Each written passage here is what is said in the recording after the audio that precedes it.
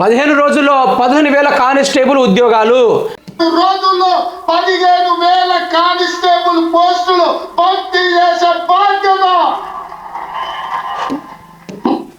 ఓ నాయన రేవంత్ రెడ్డి, నువ్వు అంత గట్టిగా గొంతు సించుకొని 15 రోజుల్లో 15,000 ఉద్యోగాలు భర్తీ చేస్తానని ఆ ఇంద్రవెల్లి సంతలో ఊగుడు కాదు. ఇటు కేసీఆర్ ఫిలప్ చేసిన జాబ్ నోటిఫికేషన్లు భర్తీ చేస్తావా చేయవా అని విద్యార్థులు రోడ్లు కొట్టుకొని ధర్నాలు చేస్తూ ఉంటే మరి ఎటు పోయినావు రేవంత్ రెడ్డి?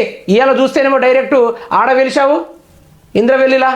ఇట్లాగో హైదరాబాద్లో ఎంపీ ఎలక్షన్లో ఓట్లు రావని, ఇటు వరంగల్ సైడు ఇటు పాపులర్ అయిన డిస్టిక్లో అయితే మనకు ఓట్లు రావు అని ఆదిలాబాద్ డిస్టిక్కి పోయి అక్కడ ఇంద్రవెల్లి దగ్గర సభ పెట్టి అక్కడ అమరవీరుల స్తూపం కట్టి మన గద్దరన్న గొంతుకొని వాడుకొని ఈరోజు అక్కడ గిరిజన బిడ్డలపైన రుద్ది ఆ వైనాన్ని ఈరోజు పార్టీ పరంగా గెలవడానికి ప్రయత్నాలు చేస్తున్నావు వాడికి పోయి.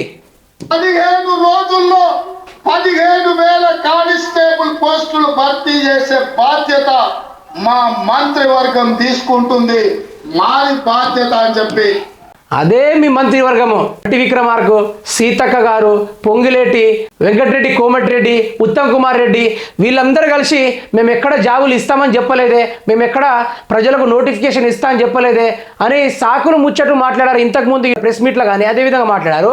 ఇప్పుడు మాత్రము ఆదిలాబాద్లో పోయి ఆ గిరిజన దగ్గర పోయి వారు ఎట్లాగో వారి చెవుల్లో పూలు పెట్టేసి 15,000 ఉద్యోగాలు ఇస్తాను ప్రతి ఒక్కరికని ఆడ ఒక మాటను ఇసురొచ్చి వారి ఓట్లను ఎంపీ ఎలక్షన్ గెలవడానికి ప్రయత్నం చేస్తున్నారు రేవంత్ రెడ్డి. వారి మంత్రివర్య వారు విద్యార్థులను పూర్తి స్థాయిలో ఎటువంటి భరోసా ఇవ్వకుండా ఆదిలాబాద్ డిస్టిక్లో పోయి ప్రచారం మొదలుపెట్టాడు మరి రేవంత్ రెడ్డి. ఇటు సీతక్కకేమో ప్రభుత్వం ఏర్పడి కొన్ని రోజులైంది మీ ఉచ్చా కదా అని ఆమె అంటది. మరి ఇక్కడ రేవంత్ రెడ్డి చూసుకుంటేనేమో 15 రోజుల్లో ఉద్యోగాలు ఇస్తానని ఈయనంటాడు. మరి పొన్నం ప్రభాకర్ చూస్తేనేమో మీ అక్క అని అనుకుంటా మాట్లాడుతూ ప్రజలను భయపెట్టుకుంటా మాట్లాడుతాడు.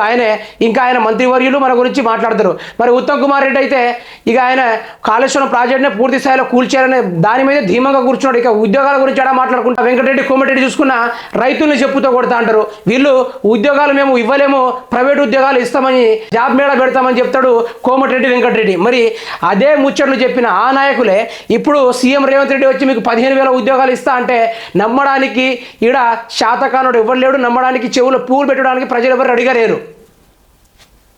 నేను ఈ వేదిక మీద నుంచి మాట ఇస్తున్న మిత్రులారా, ఇలాంటి మాటలు మేము చాలా విన్నాం. ఇలాంటి వాటిలు మీరు గత 10 సంవత్సరాల నుంచి చెప్పుకుంటూ వస్తున్నారు. ఇప్పుడు అధికారంలోకి వచ్చినప్పుడు కూడా గదే సోది చెవుటను ముందు శంఖం ఊదినట్టు మాకు చెవులు దొప్పుతున్నాయి కానీ మీ నోరికి తాళం పడటం లేదు, మీ నోరికి అలసట రావడం లేదు. అసలు మీరు ఏం చేద్దామని వచ్చారు తెలంగాణ రాష్ట్రానికి? విద్యార్థులకు ప్రధానంగా ఉద్యోగాలు ఇవ్వడమే, అందరికీ ఇవ్వాలని ఎవరు కోరుకుంటలేరు. మీరు ఏదైతే ప్రకటించిన 2 లక్షల ఉద్యోగాలు ఉన్నాయో వాటిని పూర్తి స్థాయిలో భర్తీ చేయాలి. ఏదైతే టీఎస్పీఎస్సీ ఉద్యోగాలు ఆల్రెడీ జాబ్ కొట్టిన వారు ఉన్నారో ఆ ఉద్యోగస్తులకు జాబులు పూర్తి స్థాయిలో కేటాయించండి. ఇంకెన్ని రోజులు ఇలాంటి అత్తరుత్తర మాటలు మాట్లాడుకుంటూ తిరుగుతూ ఉంటారు రేవంత్ రెడ్డి గారు? దీనికి మీరు తక్షణమే దిగి విద్యార్థుల యొక్క సమస్యలు పరిష్కరించి వారికి సమాధానం చెప్పుకోవాల్సిందిగా నా ఛానల్ తరపున అయితే చెప్తున్నాను.